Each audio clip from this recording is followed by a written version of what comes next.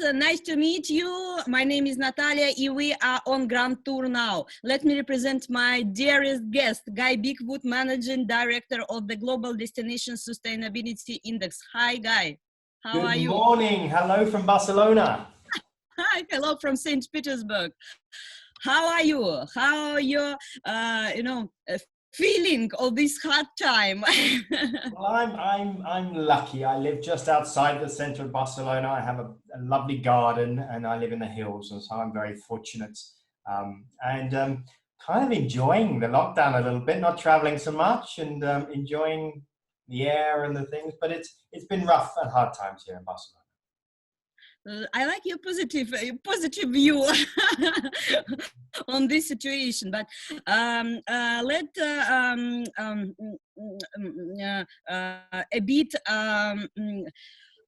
talk a bit about circumstances about the situation 5 years ago. Then United Nations organization proclaimed the 17 goals of sustainable development, and in my opinion, crisis just emphasize the idea of low touch economy. What's your feeling of this situation now, and in terms of possibilities or challenges for sustainable development of destinations? Well, I think it's a great question. I think what the SDGs did when they were created, as you said, or released in 2015, and I was involved in that process, they identified many problems with society, you know, whether it was poverty or women empowerment or environmental issues. And now with the crisis, I think they've just really accentuated them, made them much more apparent. And so you can see that the more percentage of people at the lower end of society are dying, whether it's Black people in America or Pakistanis in England, it's things like that. And then we've really seen on the positive side, when we're not flying and traveling so much, how nature is recovering. So I think the crisis has done an amazing job at kind of making us stop, realize how vulnerable we are as society. And that's not just a few people, it's everyone. You, me, President Trump, Boris Johnson, everyone is susceptible to this. And I think that's a great thing, because I think right now we're forced to stop, and we have to use this moment to rethink the future, to redesign the future, and then to create a future that is regenerative, that is more beyond sustainable, that recovers society and the planet. And so I'm scared as hell, but I'm actually really positive. What do you think about the main ways or the main scenarios of recovering of, for example, the meeting industry, the industry of mice meeting and so on? Because actually for this part of creative economy now, the situation nowadays is extremely challengeable. So I think what I see happening now is people talking about, and governments in general, looking to recover the old normal. Okay? To me, the old normal didn't work, right? Throwing away 30 to 40% of all the food in an event or in a hotel, catching a plane that cost 40 euros to go from Russia to somewhere in Europe, throwing away everything from a trade show, paying people less than minimum wage to work in hotels and restaurants. Things like that didn't work. Over tourism, I'm sure you'll touch on that later. That's not good. So we can't just recover the old. We have to rethink the new. And so that's about better, And I think my first time in 2 months, I left the kind of house and went into Barcelona yesterday. I'm not allowed, kind of sneaked out. And there's no cars and everyone's walking around or biking. It's beautiful. It's beautiful. And it's healthy and it's wonderful. And the dolphins are on in Venice Channel, Yeah, exactly. And so, how can we rebuild some of this? The kind of balance that we have. We want to travel. travel is great. It opens the mind. It makes us more tolerant. It makes us, expands our wisdom if we do it right. We need to meet, but let's do it properly. Yeah, and let's do it right as visitors, but then as managers of destinations and businesses, let's really think about our business and what we can do to create the right type of growth and the right type of prosperity in society, because we have a great opportunity to do that. So again, I think it's really exciting.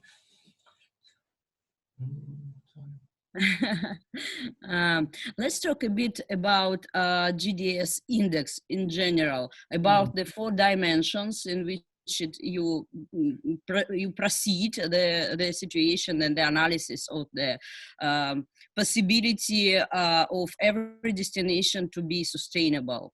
Yeah. So the GDS Index, it's a bit shorter that way, was launched in 2016. And today we assess almost 60 cities, and we assess them for 4 areas. So we look at the city, how the environmental strategy of the city is, how the social strategy of the city is. Then we look at the visitor economy and the supply chain. So hotels, restaurants, convention centers, airports, and we see how they are addressing sustainability. And then the last point is we look at the destination management organization. So the DMO, right? The tourism organization. And we see how well they are creating strategy and then implementing it. And so there's 70 different parameters that we assess, and that allows us to then benchmark one city to another city. And from that, it allows us to collect data, it allows us to collect stories of innovation, and then share those for everyone's benefit. And so that's what we do. And it works, and it's proven to work, it's proven to create change. And we can see from the graphs, the cities that are involved with us are getting better, such as St. Petersburg. Yeah. As far as I remember, St. Petersburg is on the 41st place in your index. Yeah. So how let's talk a bit deeper into the methodology of creating this index. It's you combine your personal experience on the place and the qualitative and quantitative analysis. How it works? How does that work? So the city representative, normally in the DMO, has to go out and answer 70 questions. So there's an online platform. So they log in and they get the questions, and to get the answers, they have to involve people from the city, people from the hotel association, from the restaurant association, a whole team. So they have to build that team. And that's one of the key things. They build a team. So once it's built, magic starts to happen. So that's the key thing. So then they have to go and get the data. So that may take weeks or a month or so to collect the data. Then they put it in the data. So that's the first step. Then someone in my team will go through that and look at it and go, well, that's right, that's not wrong. And normally it's not like people deliberately. No, it's just sorry, Guy. It's just intuition, or it's the methodology to. No, it's a very clear methodology, and this methodology is based on the GSTC, the Global Sustainable Tourism Criteria, and on the UN Sustainable Development Goals. So there's 70 clear parameters. So when they put the data in, then our team assesses it and grades it, gives them a score, 1 to 4 or whatever. My question is, Guy, do you check the materials which places sent to you? So every question, that's a really good question. It's a really good question. Because every city, for every question, has to provide proof. So they have to upload a document, the strategy, or the carbon footprint. So they have to do this, and that takes the time and the hard work. And then we say, yes, no, yes, no. So come back to us again in a few weeks' time, kind of thing. Yeah, so it's a tough process. I mean, it used to be very easy. We were very simple, and easy when we launched in 2016, but now it's tough. Mm-hmm. Can you give me some examples during your index exist, how the destination became more and more sustainable, and you just you can see the process from year to year. They became more and more sustainable maybe in some dimension, maybe in all four.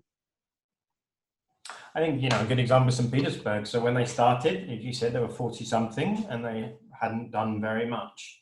So since that, or when you do the benchmarking, the next thing we do is give you a report and tell you what you should do and recommendations. So the team there, let's say the team there took away the recommendations and they've started to implement. So they started to create a strategy. So, simple, So first of all, there's a strategy. The second thing they've gone out and done is then start to engage stakeholders to create like a committee to ask people, what do they want? What do they feel? So they've done a survey. Then they've started to do some education events. So there's been a few education events in the last year. Then they're looking at different things, tools, systems, training. So when they go to redo the index, you'll see St. Petersburg changed quite a lot, actually, and improved quite a lot. And that's how you start.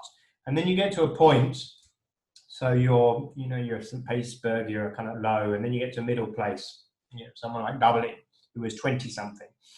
And then, excuse me, I'm about to sneeze. Oh, it's like terrorism today, isn't it? Sneezing, you have to be careful. Luckily, we're at social distance here. Yeah. So then, Dublin has then implemented a proper strategy. They're creating people in the strategy, proper education, proper tools, proper reporting. Mm-hmm. Excuse me. So then, okay, so probably one more coming along normally, isn't there? There's three. Yeah. So Dublin implemented a series of actions, and then the last time they've gone all the way from down here up to top 10, I think they're, or 11, something around that. And now they go to the next phase, is what's a kind of 5 to 10 year strategy look like? So you see everyone, simple tactical steps, a little longer, more strategic thinking. Then you build a full team, you really get stakeholders, you talk to citizens, the industry clients, you really co-create a great strategy, launch it, implement it, measure it, and report on it. And that's how you get to top 10. Great. I have a very special question for my personal point of interest. I was among I was in team who launched the brand ambassadors of St. Petersburg program. I think it's extremely important influence marketing nowadays, especially in post-coronavirus world. Yeah. So how do you feel? How do you estimate the role of the personal role of people, of brand ambassadors, of destination, in promoting them like the sustainable place? Because I think for tourism, for people in general, for locals, it became more and more important to realize that this place is really not fake, but really sustainable. It's not advertising. It's real in the core value of the place. So I think one thing that we've seen in the last few years, how trust in institutions has crashed. Fake news and all that kind of thing. Now with COVID, that's an interesting thing. Do we believe the governments and the numbers and what we've been told? In some numbers we believe, in other numbers we don't. Do we believe what China says? Do we believe what the States says, for example? And I think when we recover, we as travelers, as tourists, as visitors, we want to have confidence in where we're going and whether they have a good health system, they can deal with things, they've dealt with things. And so trust is built in many ways, right? But having people that we can trust in is a key thing. So I think personally, having a strategy, a good brand ambassador strategy of different types of brand ambassadors, whether there's famous people, whether they're sports stars, whether they're scientists and doctors. I think you have to have a really good brand ambassador strategy and then use those elements to tell a true, authentic, real story. Do you have some pool of brand ambassadors of Global Destination Sustainability Index? Maybe you think we do, yeah. We have people in the industry. It's something we're working on at the moment, thinking through a bit more. We need to get a bit more out of the industry, more into the municipality world. So that's really where we're kind of focused. But yeah, I think they're very important. People that kind of pop you in the right place. Yeah, because I'm the great fan of the idea, actually. So I'm in. Guy, the mission of the program, GDS Index, is to engage, inspire, and enable destinations to become more sustainable. Could we talk a bit about every goal, about how you try to engage, to inspire and enable to be sustainable, how you realize in practice work these goals for destinations? Yeah, so I think engaging cities is a lot of what we've done in the old world, with face-to-face contacts, really, using our partnerships with IMEX and with European Cities Marketing and with ICA to really engage and connect with the city leaders and challenge them to think different. And we've been very successful in running, everything from workshops through to keynote presentations, through to writing kind of annual reports with lots of great conclusions. And so, that's what we did. We provoke, we stick the finger in the ribs and go, come on, it's time to think different. And then by asking the tough questions and getting them to think, we then start to share stories, and we share stories of cities that have done great work. And by sharing those stories, we aim to inspire and show people that it's possible, that you can change your food system. So the work that Ireland's been doing on their food system, or the work that Copenhagen has done on their food system, other cities can copy. The work Ljubljana did to get rid of cars out of the center of the city and make it a lot more pedestrianized space. Other people can copy that and grow from that. So that's the kind of where we're trying to engage and inspire. And then enable is we develop tools such as the index, such as the GDS forum, which we will launch in a few weeks' time, which is our kind of conference program, which is really to share knowledge between cities. The Academy, the GDS Academy, which is our training program for DMO professionals, and a series of other things. So that's what we aim to do: stories, tools, and provoking conversations. Great job. Great job, absolutely. You've mentioned Copenhagen, and I'd like to ask, what do you think about this situation with over tourism? Copenhagen, Venice, and so on, and Barcelona as well.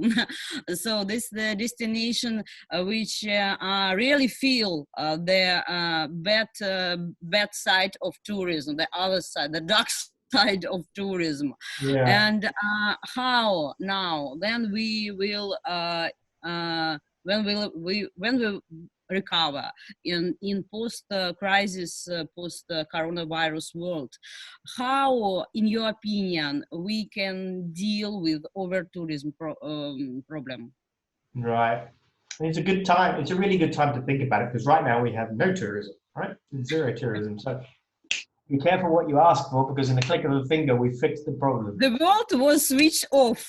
Good. We've got it. Done it. Tick. Carbon emissions, tick, we fixed those.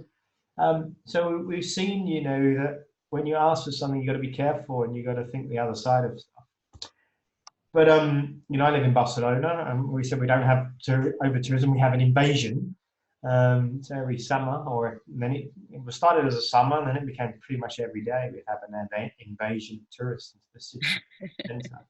And it became pretty unpleasant to live there. You know, I wouldn't want to go to the centre of town because it was just not very nice. And all the, you know, the good shops and the nice butchers and the fish shop, they've all become souvenir shops. And we That's why you're so positive about crisis. To some degree, it's done a great job at showing us, you know, reminding us. I call it the great humbling, you know, because it kind of reminds us that, you know, we can be humble. It's made us humble. And so I think now is the time to think about how we rebuild that tourism, a tourism that is regenerative. So a tourism that creates jobs, an industry that creates value, that creates knowledge into society, that helps everyone, that doesn't just help a few rich people become even richer, that, you know, pays fairly and creates a really balance in society. Because, you know, that's the great thing with tourism, it really can regenerate. But we also have to have a much more resilient industry, because we've seen, you know, the virus comes and it's whacked out the whole industry. That's not resilient. So, and we've seen this when SARS and things like that, how it's hit other economies, or tourism or terrorism. So, you know, we have to rethink how we make a structured, better industry. And I think you mentioned Copenhagen. So Copenhagen did something a few years ago, 2015, I think it was, when a few of clients and friends, they started to work on you know, on a new concept. And it was, you know, they announced it as tourism is dead, which is quite progressive, right? And then they really introduced this concept of tourism as a resource, tourism as a way to drive change, and then this concept of localhood, and that when you, as a tourist, when you come in, the temporal locals, right? Not you should be a temporary temporal local. locals. Right, Natalia. And so that concept is really ahead of the game, and it has redefined a lot of cities to challenge their work. It was thought leadership. So beautiful stuff. And that's where we need to be thinking, how we make everyone a temporary local. Yeah. We're working on the next bit of the Copenhagen strategy now, which is super exciting, but I can't tell you about that. Yeah, right. I often feel among the colleagues the stereotype that recovering or reinventing, redeveloping the meeting industry on a sustainable basement is extremely expensive, and it's really the stereotype which maybe prevent the fast start of the idea of sustainable development in MICE industry. I think it's for sure not true. Can you give maybe some examples that it's really not about money, it's about the understanding the situation, feeling and responding the consumer needs and so on? I'll give you a couple of examples. Let's look at two areas, food and then maybe the build of trade shows and stands and brand environments. So there's food, okay, so we want to have organic food, okay, organic food is more expensive. People now want local food. 70% of travelers request a preference for local food, and now with this, they're going to request it even more. Local food doesn't have to be more expensive. So that's the first thing, right? So there potentially could be a cost there. Then consider we throw away on average 30% of food, right? So if we didn't throw that food away, then couldn't we optimize the prices? You know, so perhaps we could bring the prices down, which would allow us to pay a bit more for organic food. That's the first thing. The second thing is if we carry on eating, you know, 70% of our dinner is protein, i.e. meat or fish, which is not very sustainable for the planet. But if we rethought that and reduce that protein down to maybe 30%, or maybe go 100%, you know, vegetarian for some, maybe not even all meals, then that would bring the price down. So that when we do have, we want some, chicken or beef, we're going to eat less of it, so we can afford to make that we do buy organic. So less but better. And I've done that hundreds of times, and I've never done, or thousands of times actually, when I've done it for clients, and we've never ever paid more for sustainable food if it's done right. So that's one example for food.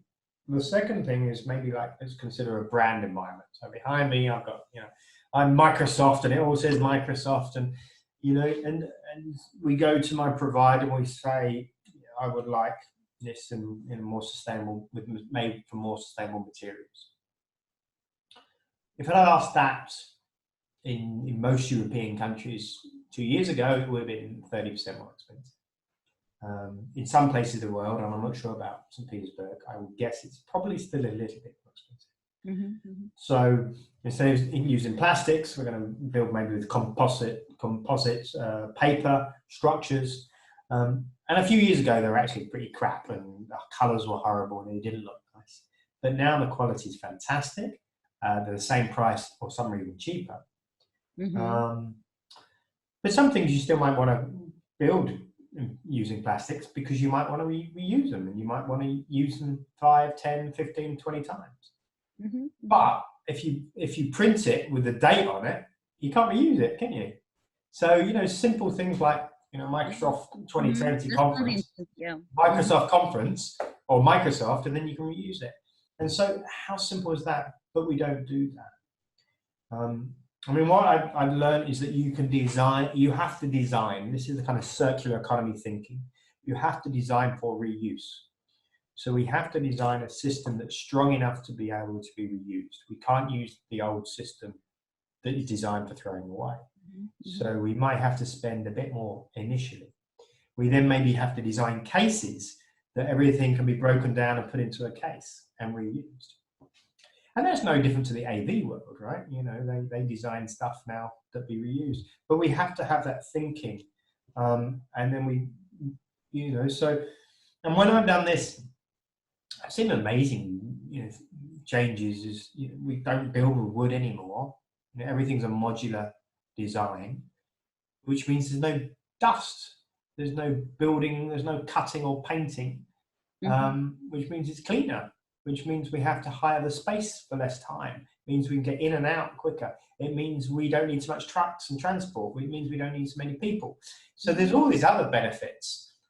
But the problem is with sustainability and this is a real systemic issue, is that people don't look at the pricing of something collectively. They look at the pricing of a bit. People step away when looking at sustainability and say, I'll spend more here, I'll save there, and the end result, the net result is X. And it amazes me, but we still do that very badly. Guy, what's your thanks a lot, that's really convincing in arguments for this, that sustainability is not about expensive, it's about became more resourceful. I think that's the point.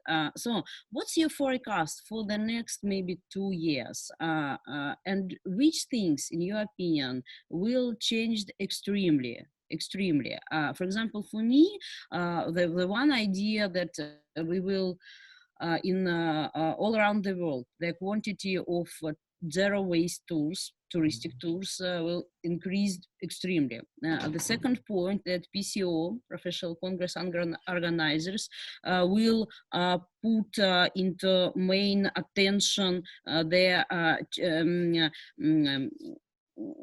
during